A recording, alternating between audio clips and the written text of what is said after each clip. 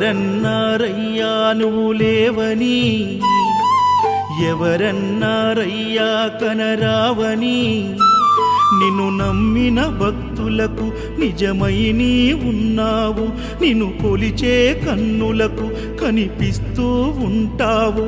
ఎవరేమన్నా అనుకున్నా నిన్ను మరవనయ్యా.